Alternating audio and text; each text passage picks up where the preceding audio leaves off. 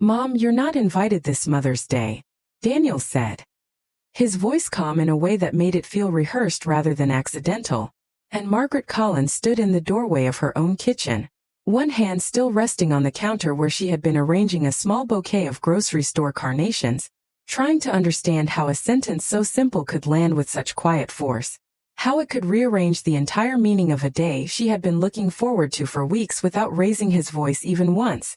And behind him Olivia stood slightly to the side, not speaking, not smiling, just watching with that composed stillness Margaret had come to recognize over the past few years, a stillness that always seemed to precede something being decided without her. And for a moment Margaret thought she might have misheard him, that perhaps there had been some mistake in the phrasing, because Mother's Day had always been theirs, something steady and predictable. A brunch at Daniel's house, a card signed with his familiar handwriting, a quiet acknowledgement that she had once been at the center of his world. But Daniel didn't correct himself.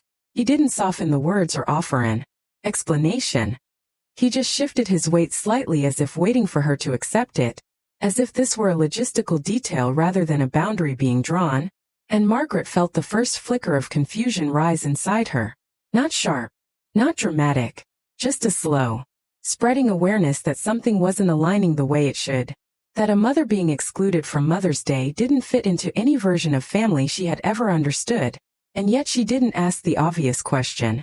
She didn't say why or since when or who decided this, because the answer was already present in the room, in the way Olivia's gaze moved briefly from Daniel to Margaret and then back again, controlled, measured, final. And Margaret had learned over time that questions in moments like this rarely led to clarity. They only revealed how little space there was left for her voice. So instead she nodded once, a small movement that surprised even her with its steadiness, as if her body had chosen dignity before her mind had fully caught up. And Daniel seemed relieved by that, by the absence of resistance, by the simplicity of her response. And he added something about it being a small gathering, something about her not feeling comfortable, words that sounded reasonable if you didn't look too closely at them. If you didn't notice how they erased her from a place she had once belonged without question. And Margaret let those words pass without interruption, even though a quiet thought had already begun to form beneath the surface, a thought that didn't demand attention but refused to disappear, because comfort had never been the issue. Not for her. Not in a family she had built from the ground up. Not in a life that had once included Sunday dinners, shared holidays, and a son who used to call her just to ask what she thought about something small, something ordinary. And as Daniel turned slightly toward Olivia, as if to confirm that the conversation had gone as planned, Margaret realized that whatever this was, it hadn't started today. It had been unfolding in smaller moments she hadn't fully examined, in conversations cut short, in invitations that became less frequent, in the subtle shifting of roles that happen so gradually you don't notice until you're no longer part of the picture at all. And still she said nothing, because silence, she understood now, could hold more weight than any question. And as she watched them stand there in her kitchen, speaking carefully, moving carefully, she felt something settle into place inside her.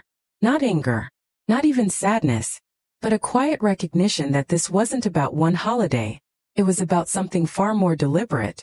Something that had been arranged piece by piece until it reached a point where it could be spoken out loud without hesitation. And Margaret, still holding the stems of the carnations she had planned to bring with her, simply placed them back on the counter and let her silence answer for her. Because somewhere beneath the confusion, beneath the shifting ground of what she thought she understood, one thing had already become clear. This was not a misunderstanding, and whatever came next would not be accidental. After Daniel and Olivia left, the house felt quieter than it had that morning, not in the peaceful way Margaret had grown used to since her husband passed, but in a way that made every small sound seem misplaced, as if even the ticking clock on the wall no longer belonged to her. And she remained standing in the kitchen for several minutes without moving, her hand resting lightly on the edge of the counter, her eyes fixed on the carnations she had just set down, their bright color suddenly out of place in a room that now felt unfamiliar. And it occurred to her that she had bought them out of habit rather than necessity, because for decades Mother's Day had always meant showing up with something in her hands, something thoughtful, something that said she still had a role to play, even as that role had slowly shifted over the years from being needed to simply being included. And now, for the first time, she was neither. And the realization did not come all at once but in quiet fragments. In the memory of how Daniel had stopped calling as often after he married Olivia. In the way holidays had gradually moved from her house to theirs without discussion. In the subtle changes in tone when she offered advice and it was met with polite dismissal rather than consideration. And she could see now how each of those moments had been small enough to ignore at the time, easy to explain away as the natural progression of life. But together they formed something more deliberate. Something that had been building beneath the surface while she continued to believe that nothing fundamental had changed. And she walked slowly into the living room, lowering herself into the armchair by the window where she often sat in the afternoons, the same chair her husband used to tease her about because she never seemed to sit still in it for long, always getting up to check on something or to prepare for the next task. But today she did not move. She simply sat and looked out at the quiet street, watching as a neighbor walked past with a small gift bag in her hand, likely on her way to visit family. And Margaret felt a brief tightening in her chest, not sharp enough to call pain, but present enough to acknowledge that something had shifted in a way she could not ignore. And she thought about calling Daniel, about asking him to explain, about giving him the opportunity to correct whatever this was. But the thought passed almost as quickly as it came, because she already understood that explanations offered after the fact rarely changed the intention behind an action. And what mattered now was not what he might say but what he had already chosen to do. And as the afternoon light moved slowly across the floor, Margaret began to recall other moments that had felt similar but had never been fully examined, like the Christmas 2 years ago when plans had changed at the last minute, and she had been told it would be easier if she stayed home, or the birthday dinner where her seat had been placed at the end of the table while Olivia hosted from the center, guiding conversations, directing attention, reshaping the dynamic in ways that had seemed subtle at the time but now appeared intentional. And Margaret did not rush these thoughts or push them away. She let them settle into place one by one, forming a clearer picture than she had ever allowed herself to see before. And for the first time she understood that what she had taken for distance was actually design, that what she had accepted as circumstance was in fact choice. And as she sat there in the stillness of her home, she did not reach for the phone. She did not cry. She did not question what had happened, because somewhere beneath the quiet weight of realization, something steadier had begun to take shape, a kind of clarity that did not need to announce itself but simply existed, waiting, observing. And as the light faded and the room grew dim, Margaret remained exactly where she was, her hands resting calmly in her lap, her expression unchanged, because she knew now that understanding was only the first step. And whatever came next would not require noise. It would require patience. The next morning arrived with a quiet that felt deliberate, as if the day itself understood it no longer held a place for Margaret in the way it once had.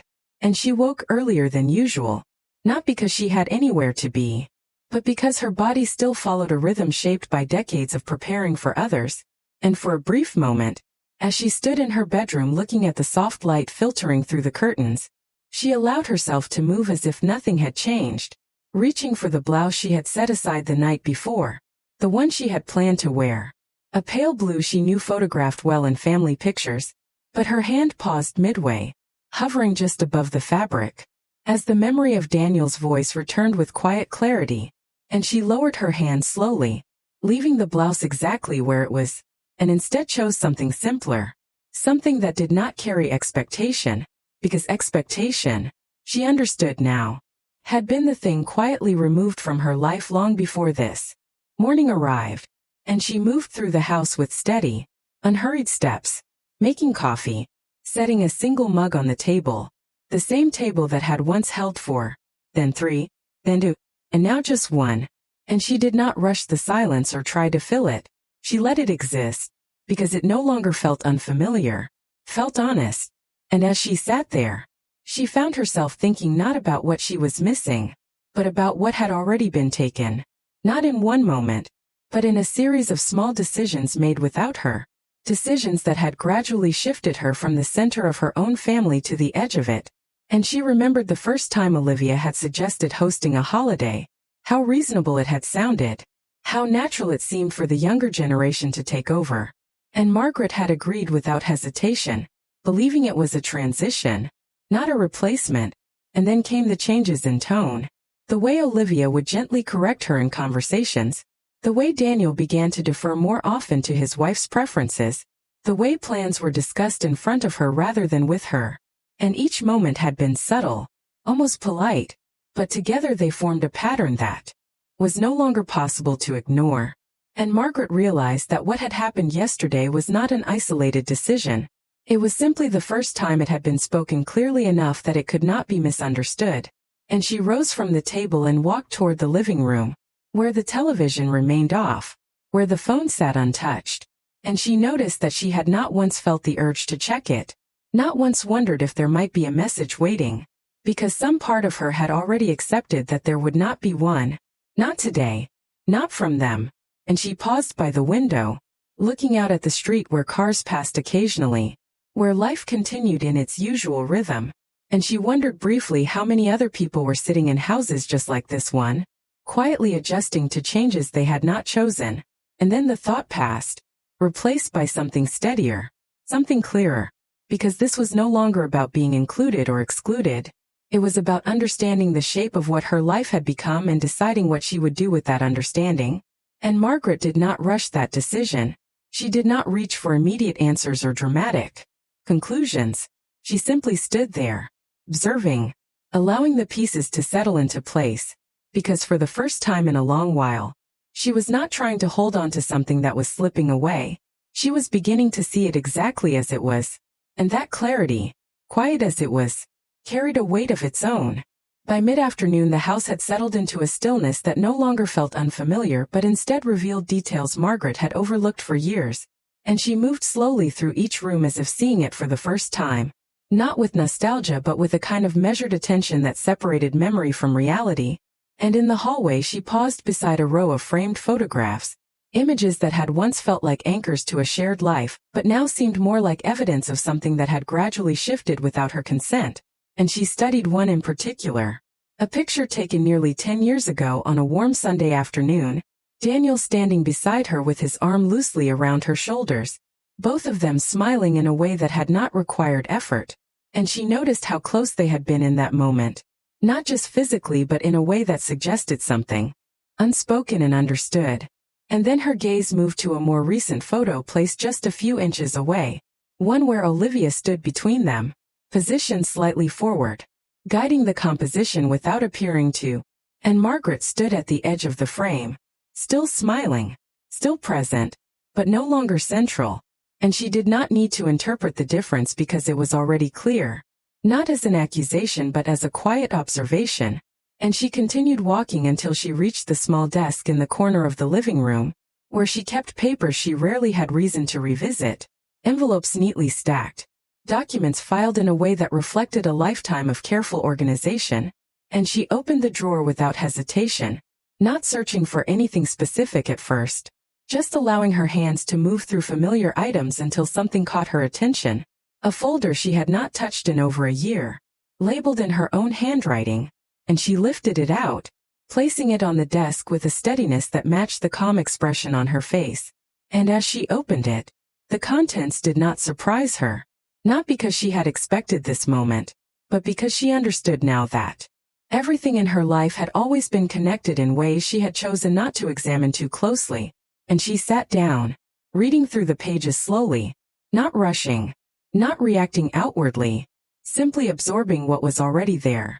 The structure of her finances, the decisions made years ago when she and her husband had planned for a future they believed would remain consistent. And she recalled the conversations they had shared, the assumptions they had made about family, about trust, about how things would unfold naturally over time. And for a brief moment she allowed herself to feel the absence of his voice in that room, not as grief but as a recognition that there had once been another perspective guiding these choices, and now there was only hers. And that realization did not feel overwhelming, felt clarifying, because for the first time she was not considering what anyone else might expect or prefer. She was simply looking at what existed and what it meant for her. And as she closed the folder and rested her hand on top of it, Margaret understood something with quiet certainty, that what had been taken from her was not just inclusion but influence, Not just presence but authority over her own place in the family. And yet the foundation beneath all of that had not disappeared. It had only been left unattended.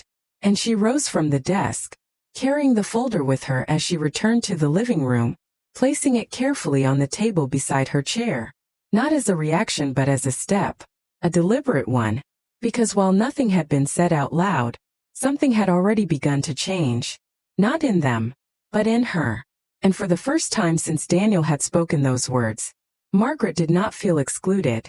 She felt aware. And that awareness settled into the room with a quiet weight that did not need to be announced to be understood. As the evening approached, the light in Margaret's living room softened into a quiet glow that stretched across the hardwood floor. And she remained seated in her chair with the folder still resting within reach. Not because she needed to read it again, but because its presence had begun to represent something more than the documents it contained. Something steady and grounded that had always been hers, even when she had allowed others to define its importance. And she sat there without turning on the television, without reaching for her phone, allowing the silence to continue uninterrupted, because it no longer felt like absence, felt like space. And in that space her thoughts moved with a clarity that had been missing for a long time. Not rushed, not scattered, but deliberate. As if each realization was being placed carefully into position. And she thought again of Daniel, not as the man who had stood in her kitchen the day before, but as the boy she had raised.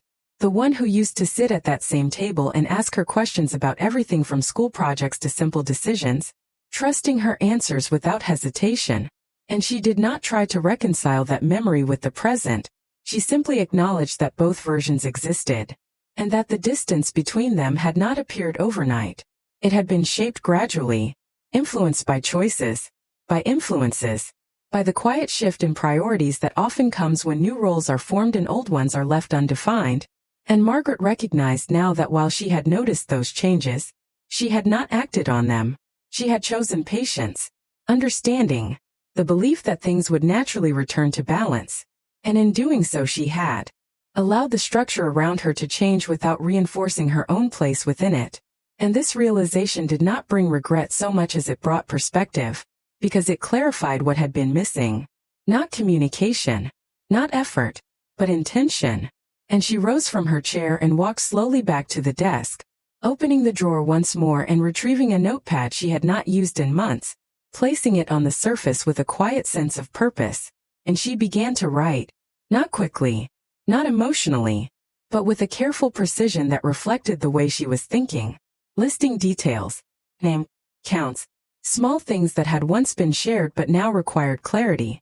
And her handwriting remained steady, each line forming without hesitation, because this was not a reaction to what had happened, it was a response to what she had finally understood. And as she continued, the house remained silent around her, but it no longer felt as though something was missing. Felt as though something was being rebuilt. Not outwardly, not in a way that anyone else could see yet, but internally, where decisions were made long before they were spoken. And when she finished, she closed the notepad and rested her hand on it briefly, not as a gesture of finality, but as a quiet acknowledgement that the first step had been taken. And she did not look at the clock or consider what time it was. As time, in that moment, did not feel urgent. Felt like something she now controlled again. And as she turned off the light and prepared to move upstairs, Margaret understood with a calm certainty that whatever came next would not be guided by habit or expectation, but by a clarity she had not allowed herself before. And that clarity, once found, was not something she intended to set aside again. The following morning unfolded with a quiet precision that Margaret had not felt in years. As if the clarity she had found the night before had carried over into each movement she made. And she rose at the same early hour.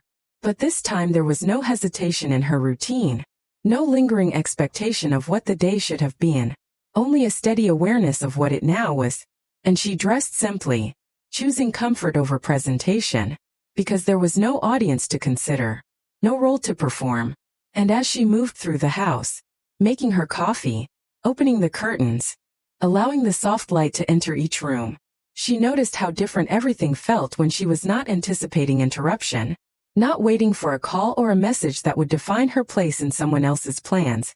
And the silence, once heavy, had become structured, almost purposeful, and she carried that sense of purpose with her as she returned to the desk, opening the folder again, not to revisit what she already knew, but to begin organizing it in a way that reflected the decision she had started to form, and she placed documents into smaller groups, aligning them carefully, creating order not just on the surface but in the way she understood them.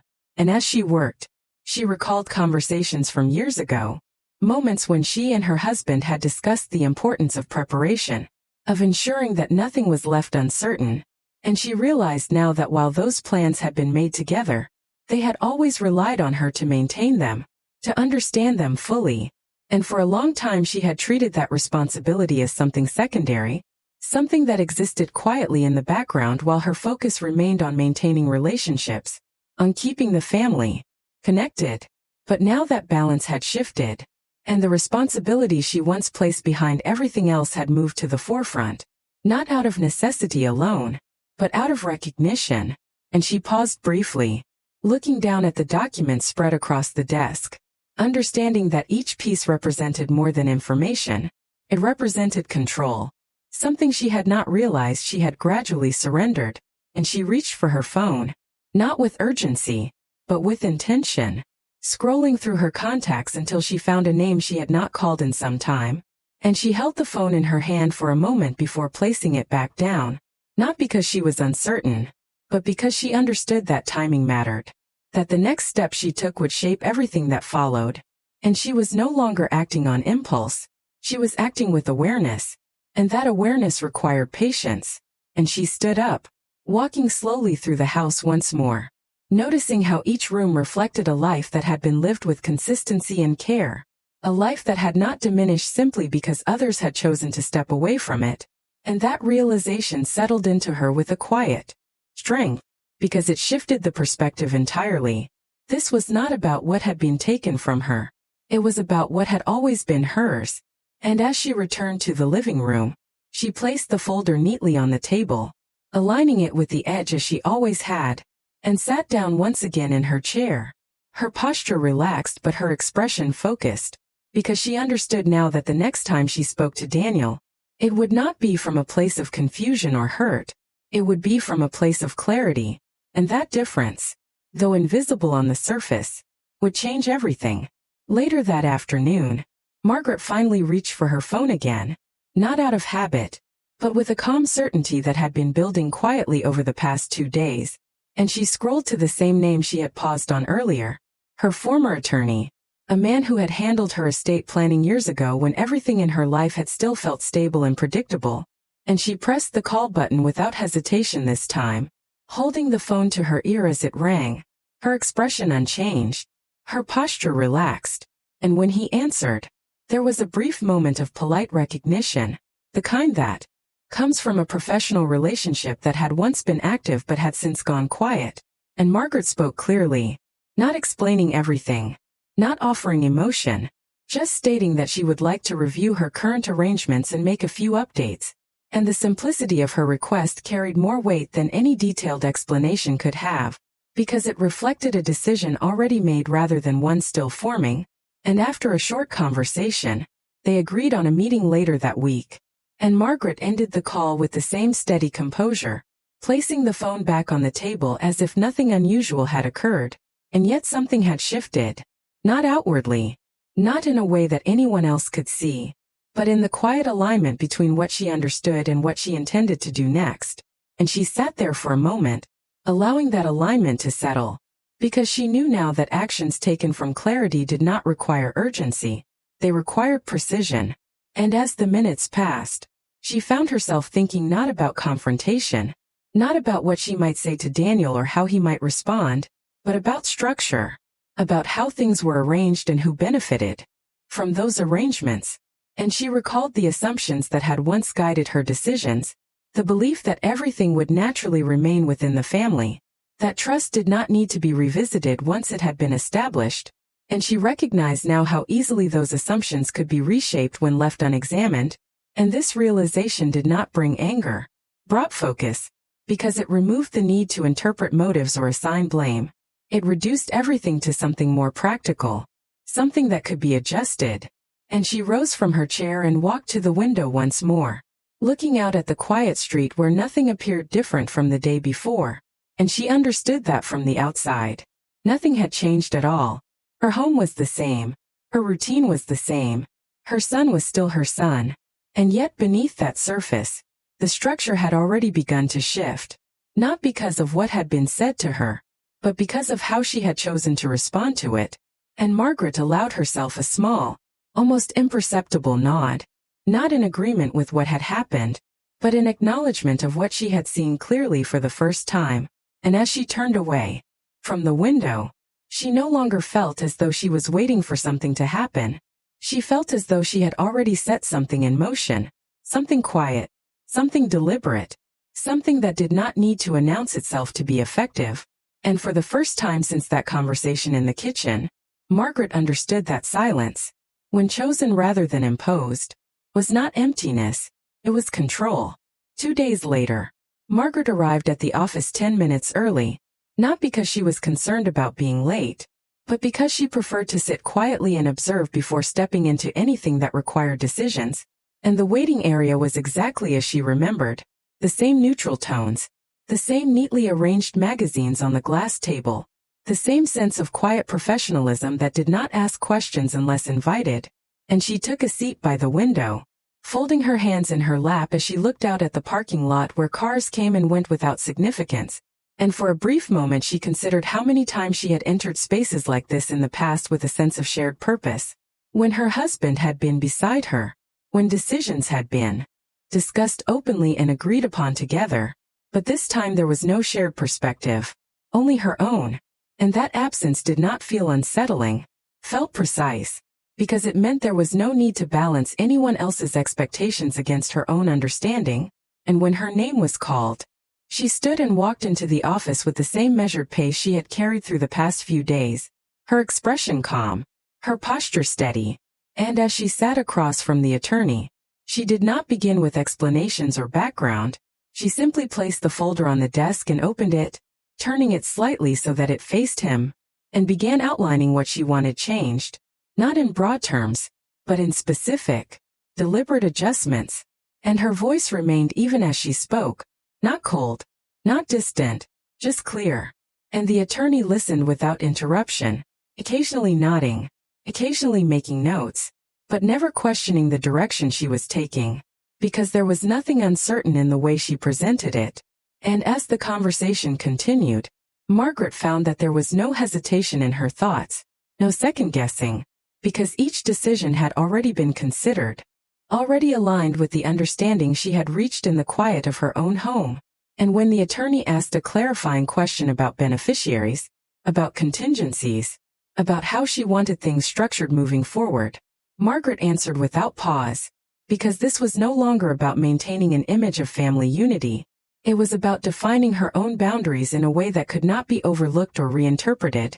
And she did not mention Daniel or Olivia by name unless it was necessary for accuracy. She did not frame her choices as reactions to what had happened. She presented them as adjustments based on what was now clear.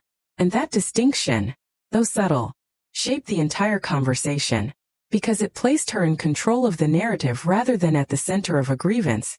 And when the meeting came to an end, the documents were left with the attorney for revision, and Margaret rose from her chair with the same composed expression she had carried in, offering a brief, polite acknowledgement before turning to leave. And as she stepped back into the afternoon light, she paused for just a moment, not to reflect on what she had done, but to register the absence of doubt, as there was none. And as she walked toward her car, the movement felt simple, unforced, as if she had returned to a rhythm that had always been hers but had gone unused for too long. And by the time she reached home, nothing on the surface had changed. The house was still quiet, the rooms still arranged as they had been, but the structure beneath it had shifted in a way that did not require immediate visibility. And Margaret set her keys down on the table, glancing briefly at the empty space where her phone rested. And she knew without checking that there had been no messages, no calls. And for the first time, that absence did not carry weight, carried confirmation, because everything she needed to understand had already been made clear, not through what was said, but through what had been done. And as she moved through the house, turning on a single light as the evening approached, Margaret understood that the next time she saw Daniel, nothing about her would appear different at first glance, but the structure behind her silence had already changed, and that change would speak for itself when the time came.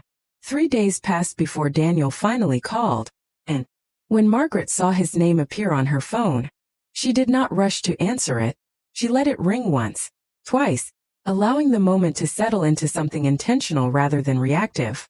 And when she did pick up, her voice was calm, steady, the same tone she had always used with him, unchanged on the surface.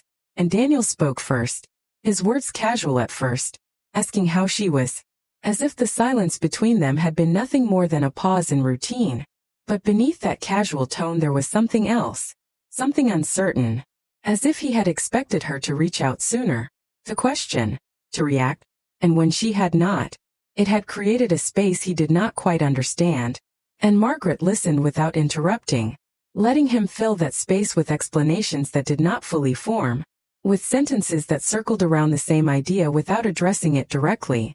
And when he finally mentioned the gathering, referring to it as something small, something that had simply gotten busy, Margaret did not correct him.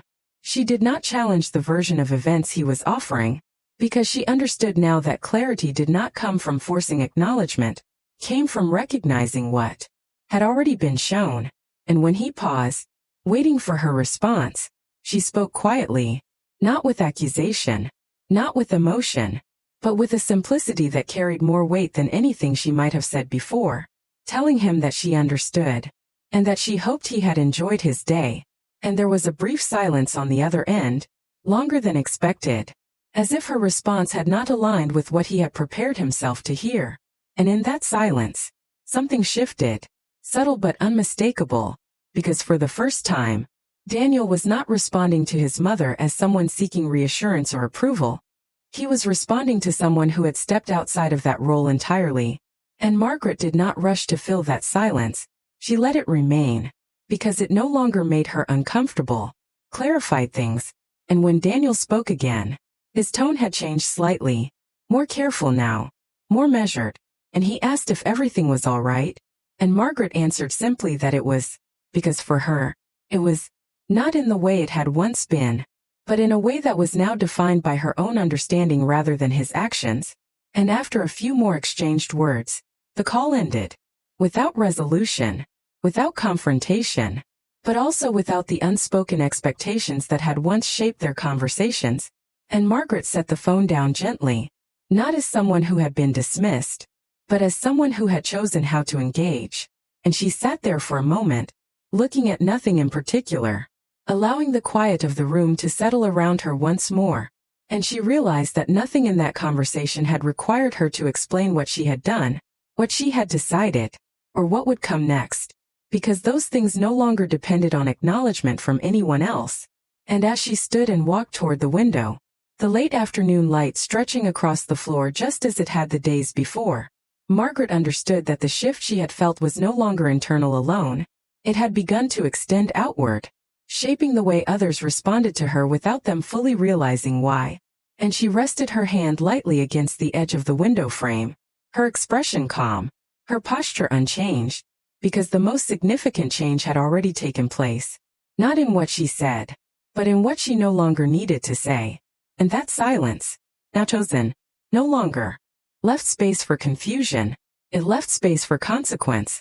And Margaret knew, with a quiet certainty that required no confirmation, that when the time came, everything would unfold exactly as it needed to, not through confrontation, but through the simple weight of decisions already made.